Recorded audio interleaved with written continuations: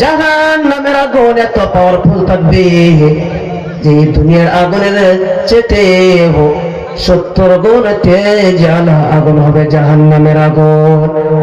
বন্ধুগণ আমার ভাইরা, দুনিয়ার জমিনের আগুনের চেতে 70 গুণ বেশি পাওয়ারফুল থাকবে। আমি আপনি দুনিয়ার জমিনের আগুন আমি আপনি বরদাস্ত করতে পারি না, তাহলে ওই জাহান্নামের আরো 70 গুণ তেজওয়ালা আগুন থাকবে। ওই জাহান্নামের আগুনগুলো আমি আপনি কিভাবে বরদাস্ত করব? বন্ধুগণ আমার ভাইরা,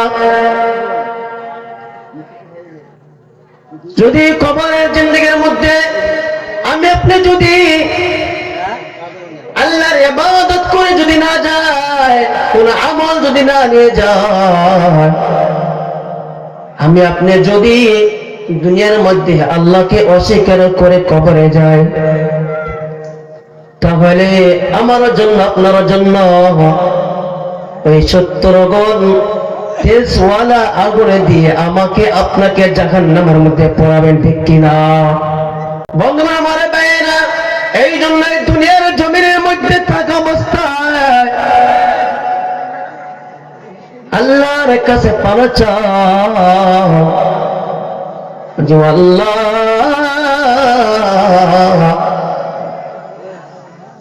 যত শাস্তি দাও দুনিয়ার জমিনের মধ্যে থাকা অবস্থায় শাস্তি দিও, কিন্তু কবরে যাওয়ার পরে ওই জাহান্নামের মধ্যে আমাকে নিক্ষেপ করিও না, কারণ জাহান্নামের আগুন আমি সইতে পারবো না মালিক। যদি কোনো কষ্ট দাও, কোনো শাস্তি দাও, তাহলে দুনিয়ার মধ্যে থাকা অবস্থায় দিও, কিন্তু কবরে যাওয়ার পরে ওই জাহান্নামের আগুনের মধ্যে আমাকে দিও না। আল্লাহ রাব্বুল আলামিন আমাদেরকে দুনিয়ার জমিনের মধ্যে পাঠাইলেন। দুনিয়ার মধ্যে পাঠানোর উদ্দেশ্য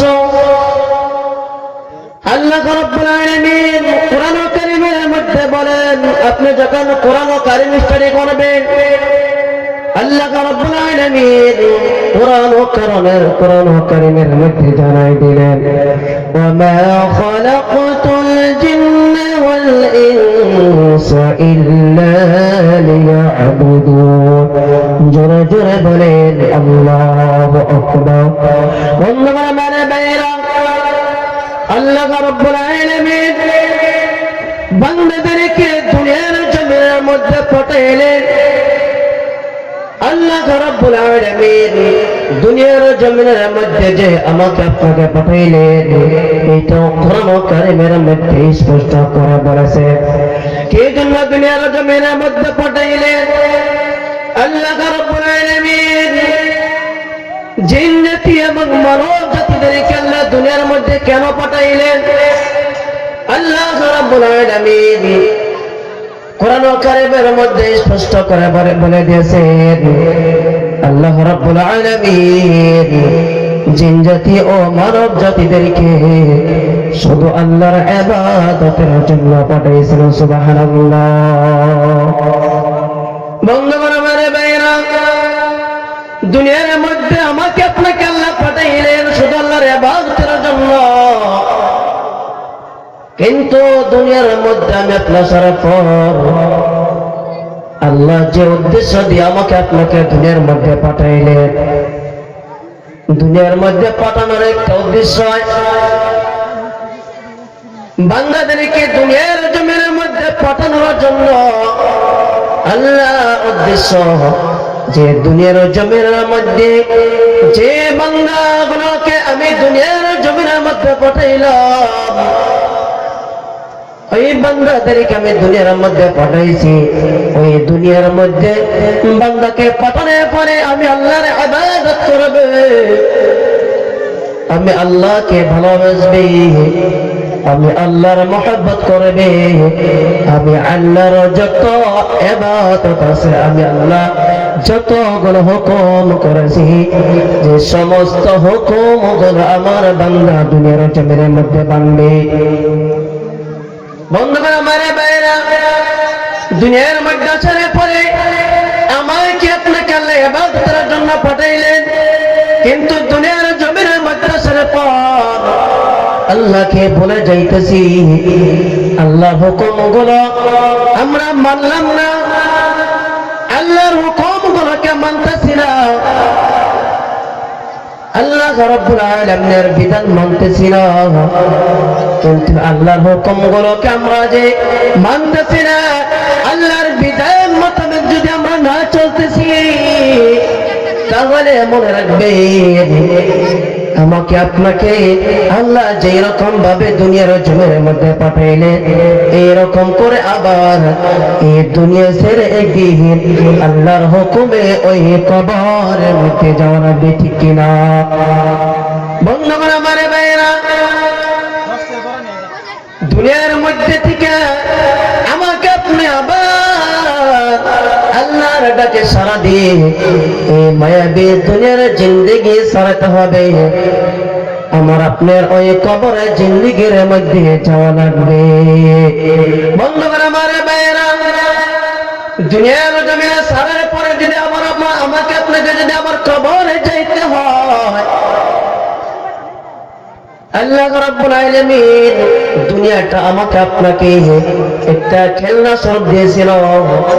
এই দুনিয়ার মধ্যে আজকে আপনি দুনিয়ার জমিনের মধ্যে আজকে আছি, কাল নাই। তাহলে এই দুনিয়ার মূল্য এতটা মূল্য কিভাবে হয় যে এই দুনিয়ার মধ্যে আমি আপনি একদিন থাকবো না? আর ওই দুনিয়াটা আমার আপনার কাছে কি জন্য মূল্যবান হবে? দুনিয়ার জিন্দগিটা তো আমাকে আপনি ক্ষণস্থায়ী জিন্দগি হিসেবে দান করলেন আল্লাহ। দুনিয়ার জমিনের মধ্যে আল্লাহ একদিনে পাঠিয়েছেন, আবার আল্লাহ দুনিয়ার জমিন দেখে বান্দাদেরকে এক এক করে সবাইকে দুনিয়ার জমিন থেকে ওকে কবরের মধ্যে নেবে, ঠিক কিনা? যে আমাকে আপনাকে যদি আল্লাহ যদি দুনিয়ার জমিন একদিন পাঠাইছে, আবারও যদি দুনিয়ার জমিন থেকে যদি তুলে নেয়, কবরের জিন্দেগির মধ্যে আমাকে আপনাকে যেতে লাগবে, যাওয়া লাগবে না গো? তাহলে আমি আপনি দুনিয়ার জিন্দগিটাকে এমন করে আঁকড়ায় ধরছি, এমন করে দুনিয়ার জমিনটাকে আঁকড়ায় ধরছি, এত সুন্দর মায়া দিয়ে ঘিরিয়ে ধরছি দুনিয়াকে, যে দুনিয়ায় আমাদেরকে ধরবে, দুনিয়ায় আমাকে আপনাকে ধরবে। দুনিয়াকে আমি আপনাকে কি জন্য ধরি?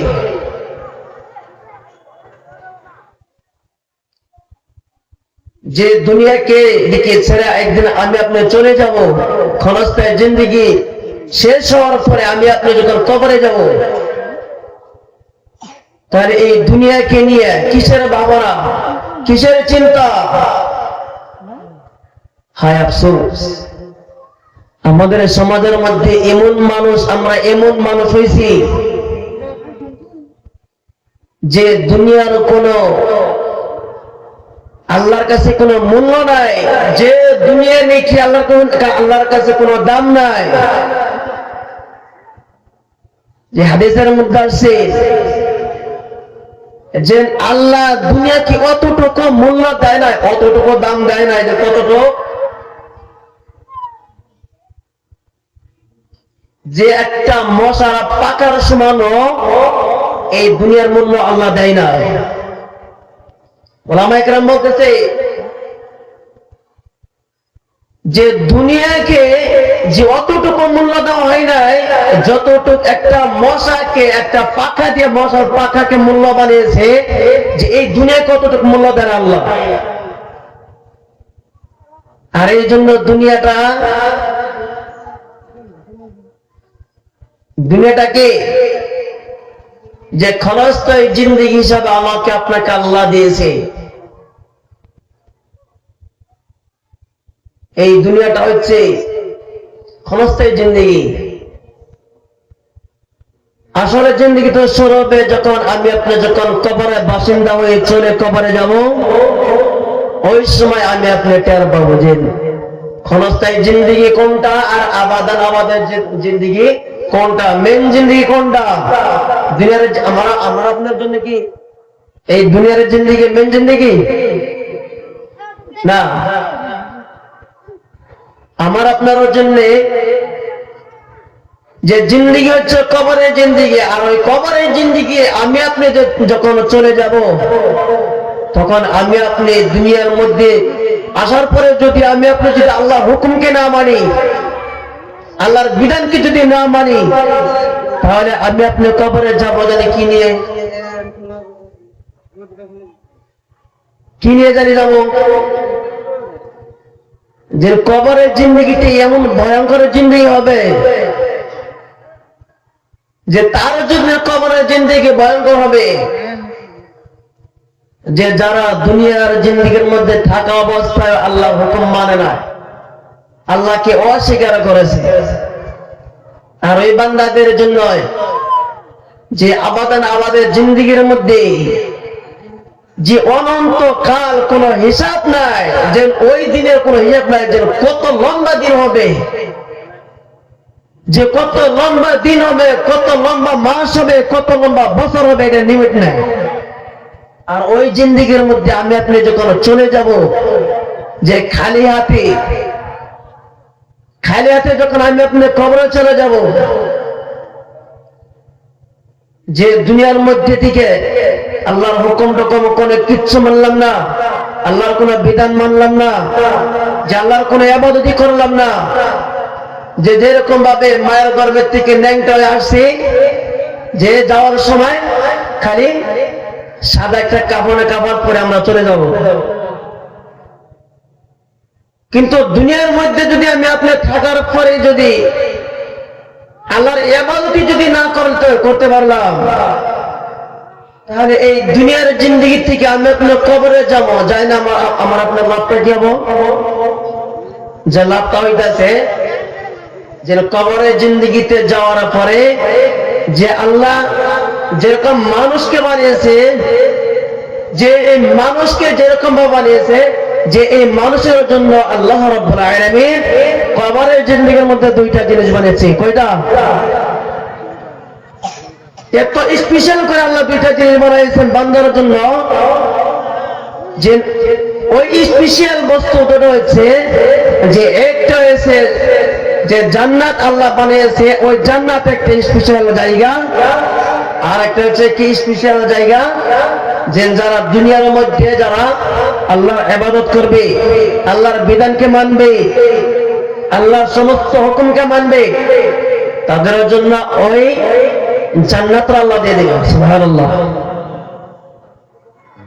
আর যারা দুনিয়ার জমিনের মধ্যে থাকাকাল আল্লাহর ইবাদত করে নাই, আল্লাহর হুকুমকে মানতেছে না, মানে নাই, যারা আল্লাহর বিধানকে মানে নাই, তাদের জন্য ওই জাহান্নাম।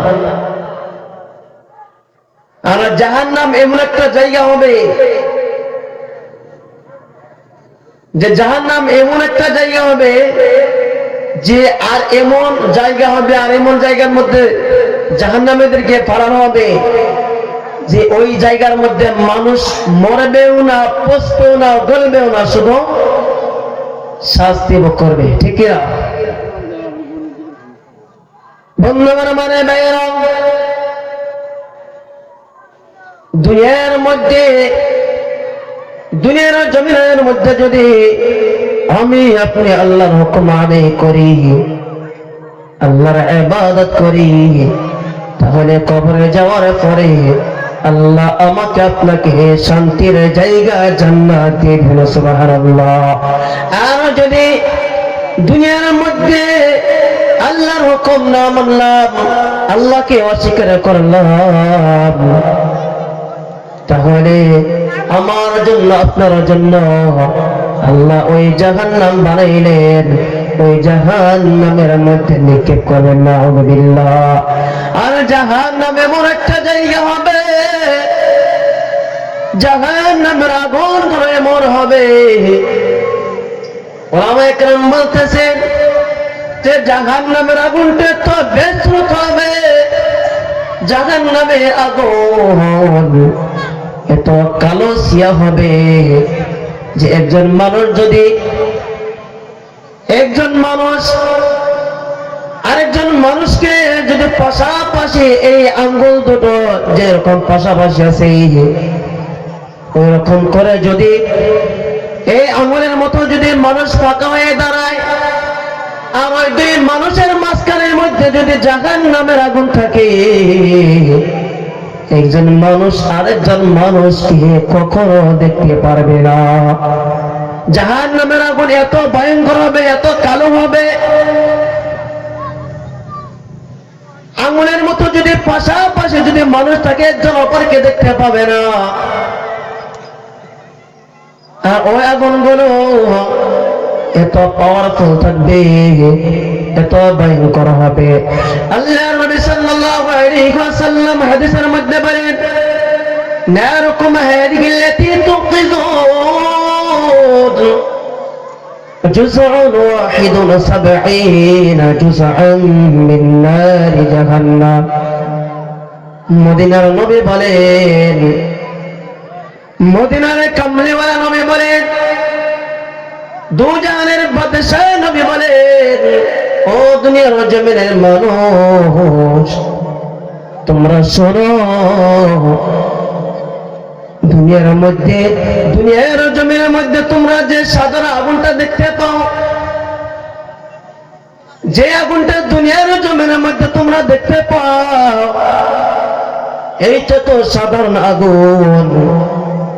আর যে আগুন সাধারণ আগুন, এই আগুন যে আগুনটা দিয়া দুনিয়ার মধ্যে যে আগুন দেখতে পাও, যে সাধারণ আগুন, আর ওই আগুনের দ্বারা তোমরা ভাত তরকারি রান্না বান্না করো, আর ওই আগুন সাধারণ আগুন যদি তোমার হাতের মধ্যে লেগে যায়, পায়ের মধ্যে লেগে যায়, দুনিয়ার আগুন যদি পায়ের মধ্যে লেগে যায়, হাতের মধ্যে যদি লেগে যায়, শরীরের মধ্যে যদি কোনো অংশের মধ্যে লেগে যায়, তাহলে দুনিয়ার জমিনের মধ্যে কত বড় বড় মেডিকেলের মধ্যে কত বড় বড় ডাক্তার দিয়ে চিকিৎসা করানো হয়, হয় না? কত বড় বড় মেডিকেলে যাওয়ার পরে কত বড় বড় ডাক্তার দিয়ে চিকিৎসা করানো হয়, তারপরে পরিপূর্ণ যে পোড়া ধাক্কা থাকে, ওই পোড়া কালো ধাক্কা মুছে না, ঠিক কিনা? আল্লাহ নবী সাল্লাল্লাহু আলাইহি ওয়াসাল্লাম বলেন, নারুকুম হাদিহিল্লাতী তুকিযুন জুযউন ওয়াহিদুন ৭০ জুযআন মিন নারি জাহান্নাম। যে এই দুনিয়ার আগুন, এই দুনিয়ার আগুন, আমরা এমন আগুন, এই আগুনের তাপটা আমি আপনি সইতে পারি না, ঠিক কিনা? আর আল্লাহ রাসূল সাল্লাল্লাহু আলাইহি ওয়াসাল্লাম বলেন, যে দুনিয়ার জমিনের আগুনের চেয়ে জাহান্নামের আগুন এত পাওয়ারফুল থাকবে, যে দুনিয়ার আগুনের চেয়ে ৭০ গুণ তেজ আগুন হবে জাহান্নামের আগুন। বন্ধুরা আমার ভাইরা, দুনিয়ার জমিনের আগুনের চেয়ে ৭০ গুণ বেশি পাওয়ারফুল থাকবে। আমি আপনি দুনিয়ার জমিনের আগুন আমি আপনি বরদাস্ত করতে পারি না, তাহলে ওই জাহান্নামের আরো ৭০ গুণ তেজওয়ালা আগুন থাকবে, ওই জাহান্নামের আগুনগুলো আমি আপনি কিভাবে বরদাস্ত করব? বন্ধুগণ আমার ভাইরা, যদি কবরের জিন্দেগির মধ্যে আমি আপনি যদি আল্লাহর ইবাদত করে যদি না যায়, কোন আমল যদি না নিয়ে যায়, আমি আপনি যদি দুনিয়ার মধ্যে আল্লাহকে অস্বীকার করে কবরে যায়, তাহলে আমার জন্য আপনার জন্য ওই ৭০ গুণ তেজওয়ালা আগুনে দিয়ে আমাকে আপনাকে জাহান্নামের মধ্যে পড়াবেন, ঠিক কিনা? বন্ধুরা আমার ভাইরা, এই জন্য দুনিয়ার জমিনের মধ্যে থাকা অবস্থায় আল্লাহর কাছে পানা চাও, যে আল্লাহ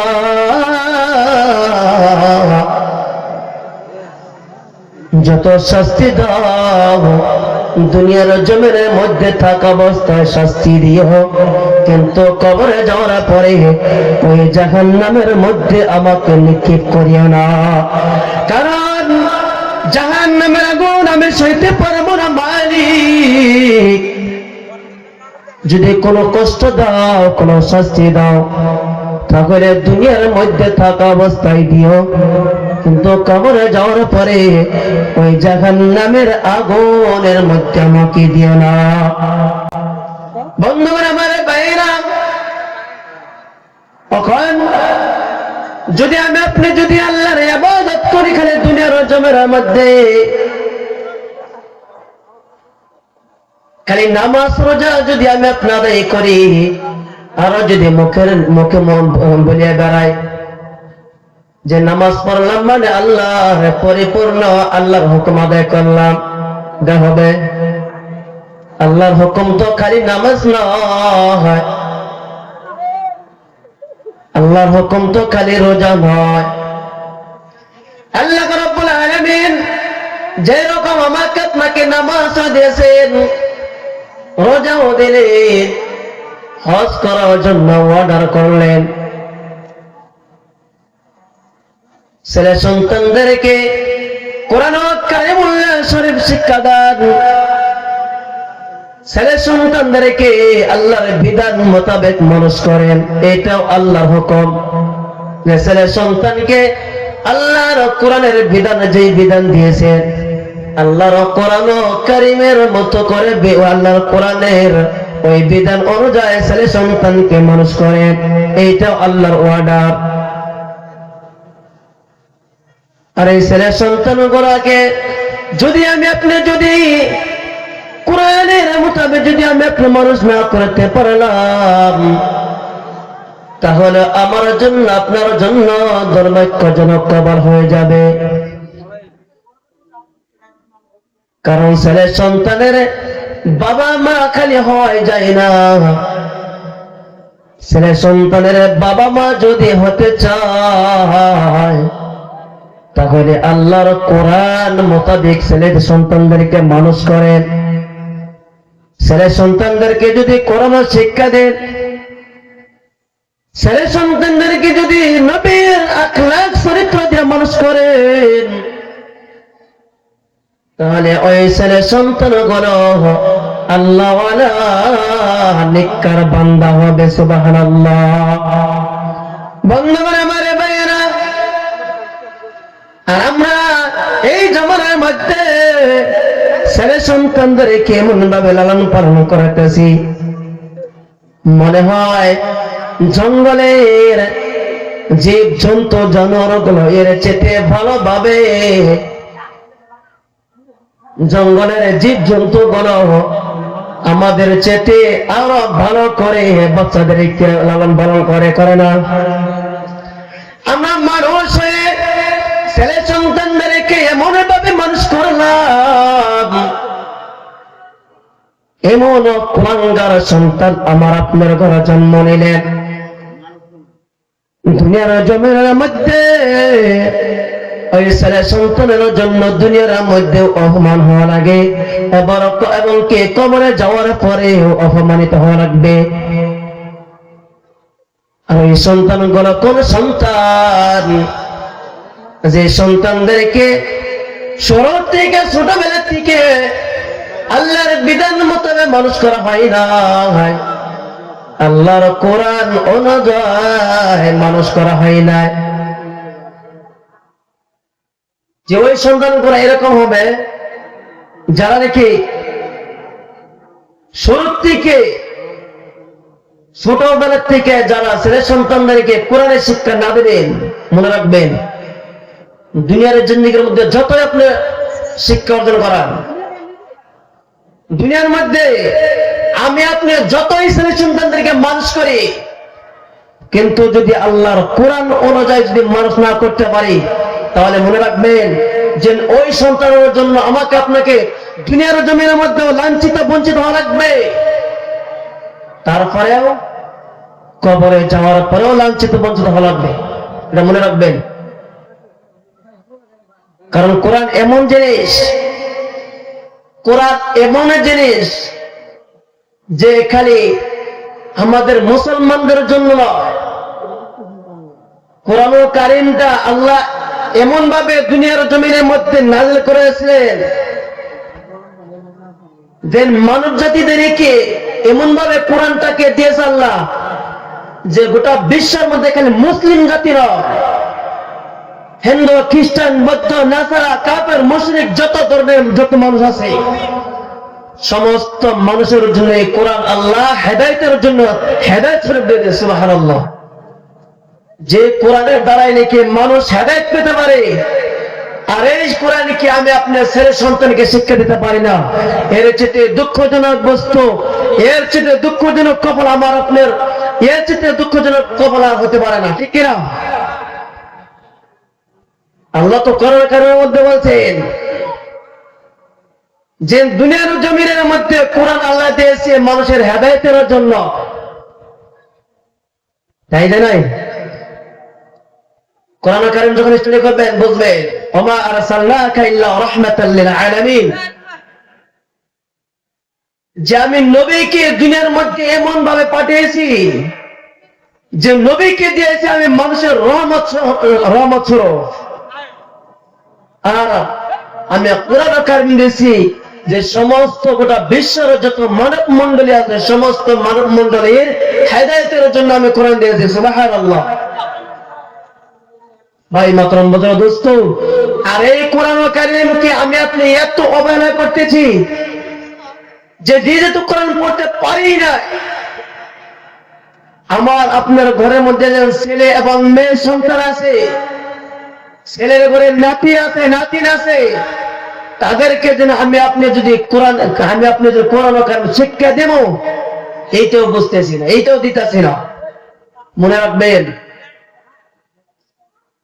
রাখবেন যে এই কোরআনের কারণে যদি আমি আপনি যদি না পড়তে পারি, ছেলে সন্তানকে যদি শিক্ষা না দিতে পারি, দুনিয়ার জিন্দেগির মধ্যে লাঞ্ছিত বঞ্চিত হওয়া লাগবে, এমনকি কবরের জিন্দেগির মধ্যেও লাঞ্ছিত বঞ্চিত হওয়া লাগবে না গো? আমাদের প্রত্যেকটা ঘরের মধ্যে এমন মানুষ আছে, আমরা একটা নয় দুইটা নয়, যে প্রত্যেকটা ঘরের মধ্যে এমন মানুষ আমি আপনি আছি যে নিজে তো কোরআন কারীম পড়ি না, নিজে তো আল্লাহর হুকুমকে মানতেছি না, নিজে তো আল্লাহর সাথে শিরক করতেছি, যত বড় বড় কবিরা গুনাহ আছে সমস্ত গুনাহ করতেছি, তারপরেও আমরা দুনিয়ার মধ্যে এনজয় করে বেড়াইতেছি, এনজয় করতেছি, আনন্দ ফুর্তি মস্তি করতেছি। হায় আফসোস, এখনো সময় আছে যে যদি দুনিয়ার জিন্দেগির মধ্যে যদি ছেলে সন্তানের দ্বারা যদি সম্মানিত হতে চান, কবরে যাওয়ার পরও যদি সম্মানিত আল্লাহর বান্দা হতে চান, তাহলে কোরআন কারীমটা ছেলে সন্তানদেরকে শিক্ষা দেন। আল্লাহ নবী সাল্লাল্লাহু আলাইহি ওয়াসাল্লাম কি বলেন? আল্লাহ নবী সাল্লাল্লাহু আলাইহি ওয়াসাল্লাম বলেন, খায়রুকুম মান তাআল্লামাল কুরআন ওয়া 'আল্লামাহু।